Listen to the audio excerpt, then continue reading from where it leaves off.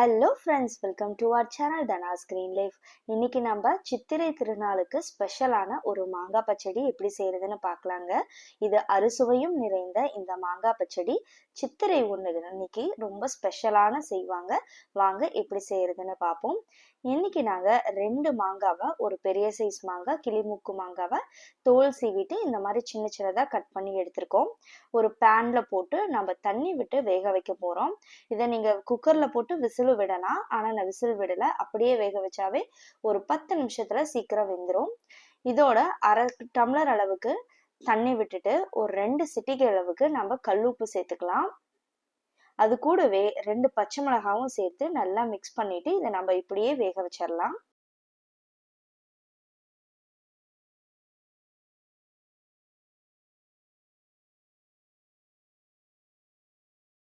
இந்த குக்கரை நம்ம இந்த மாதிரி மூடி வச்சு நம்ம வேக வச்சுக்கலாம். ஒரு 10 நிமிஷம் ஆகட்டும். அது வேகறதுக்குள்ள அந்த 2 மாங்காவுக்கு சரியான அளவுல 1 கப் அளவுக்கு வெல்லம், 250 கிராம் கப் அது, அந்த கப்ல 1 கப் அளவுக்கு வெல்லம் சேர்த்துட்டு அரை டம்ளர் அளவுக்கு நம்ம தண்ணி சேர்த்து இதை நம்ம கரைச்சிக்கலாம். ஒருவேளை நல்லா பொடிச்ச வெல்லமா இருந்தா இப்ப கரைக்கும் போதே தண்ணியில கரைஞ்சிரும். இந்த மாதிரி கெட்டி வெல்லமா இருந்தா நீங்க அடுப்புல ஸ்டவ் ஆன் பண்ணிட்டு இந்த மாதிரி கரைச்சி விட்டுக்கோங்க. ஹீட் பண்ணீங்க அப்படின்னா மெல்ட் ஆகி கரையும். இதை நம்ம வடிகட்டி அதோட சேர்த்துக்கலாம். இது நல்லா கரையட்டும். பாருங்க, இந்த மாதிரி வெல்லம் கரைஞ்சிருச்சு. நம்ம ஸ்டவ் ஆஃப் பண்ணிடலாம். அடுத்தது மாங்காய் எந்த அளவுக்கு வெந்திருக்குன்னு பாருங்க. இந்த லெவல்ல வெந்திருக்கும் போது போதுமானது. ஒரு சிலது வேகாம இருந்தது அப்படின்னா இந்த மாதிரி நெசுக்கி விட்டுக்கோங்க.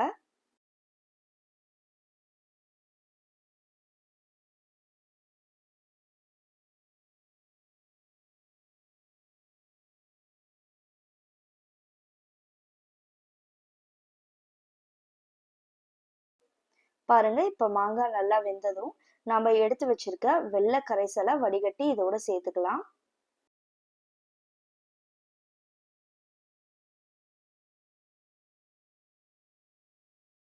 வெல்லமும் மாங்காவும் நல்லா ஒரு சேர நல்லா வெந்து வரணும். ஒரு ஹல்வா பதத்துக்கு வெந்து வரணும். அது வரைக்கும் நம்ம அப்படியே வேக விட்டுறலாம். தண்ணியெல்லாம் நல்லா சுண்டட்டும். இப்பயும் நம்ம இந்த குக்கரை மூடி வச்சு நம்ம வேக வச்சுக்கலாம்.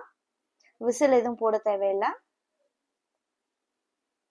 பாருங்க, சரியா 5 நிமிஷம் ஆயிருக்கு. எந்த அளவுக்கு வெந்து குழஞ்சு வந்திருக்குன்னு. இந்த மாதிரி நல்லா குழஞ்சு வந்ததும் ஸ்டவ்வை நாம லோ ஃப்ளேம்ல வச்சிடலாம். இப்போ இதுக்கு ஒரு தாளிப்பு கொடுக்க போறோம். தாளிப்பு கரண்டிய அடுப்புல வச்சுட்டு நம்ம 1 ஸ்பூன் அளவுக்கு நெய் விட்டுக்கலாம். நீங்க ஆயில் கூட விட்டுக்கலாம். நெய் சூடானதும் கொஞ்சமா கடுகு,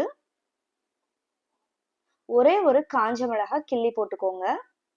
நம்ம ஆல்ரெடி 2 மிளகாய் பச்சை மிளகாய் போட்டிருக்கோம். இது கூட ஒரே ஒரு காஞ்ச மிளகாய் சேர்த்துக்கலாம். கொஞ்சம் காரமா இருந்தா நல்லா இருக்கும். இப்போ கசப்புக்காக நம்ம வேப்பம்பூ எடுத்து வச்சிருக்கோம். வேப்பம்பூ நீங்க ஒரு கையளவு கூட சேர்த்துக்கலாம். நான் இன்னைக்கு கொஞ்சமா தான் சேர்த்திருக்கேன். ஸ்டவ்ல இருந்து எடுத்ததுக்கு அப்புறம் இந்த ஆயில்ல போட்டீங்கன்னா அழகா பொரிஞ்சிரும். பொரிஞ்சதும் நம்ம இதோட ஆட் பண்ணிக்கலாம். கசப்பு, புளிப்பு, இனிப்பு, காரம் இது எல்லாமே இருக்குங்க. உவர்ப்பு எல்லாமே இருக்கும். இதனாலதான் இது அறுசுவைன்னு சொல்லுவாங்க.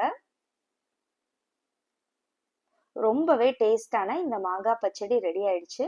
நீங்களும் சித்திரை 1 அன்னைக்கு இதை செஞ்சு பார்த்து ருசிச்சு பாருங்க. ரொம்பவே நல்லா இருக்கும்.